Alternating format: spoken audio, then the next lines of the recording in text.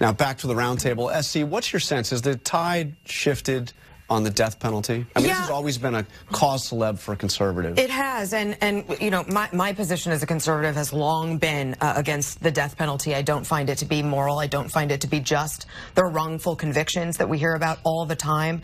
It is costly. It has bankrupted entire counties.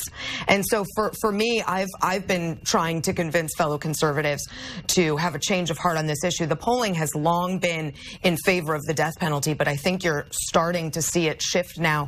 And you brought up the Boston bombing. Victims of that horrific event, many of them came out publicly to say that they wanted life. And some people just don't find the death penalty to be that punitive. And I totally agree with all the things that S.E. just said. Look, Ernie Chambers, the Democrat, he's been an iconic leader in the state of Nebraska, being one of the first lawmakers in the country to put out a ban on South Africa years and years ago. This has been his cause for years and years. He said it was morally wrong, and finally he's gotten his conservative colleagues to join with him. I applaud Nebraska for doing this.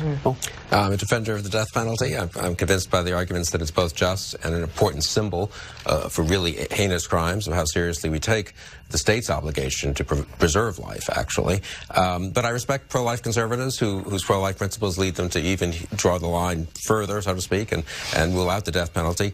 I'm curious what Hillary Clinton, if we can get back to earlier, what Hillary Clinton's position is, actually. Her husband executed people as governor of Arkansas. She was comfortable with that. Hopefully get a chance to and I'm sure if she ever appears before the press, every Republican candidate, of course, will give you an answer on this. I'm curious to see what Hillary tells you. We are out of time. Thank you, everybody. That was terrible. We'll take a break.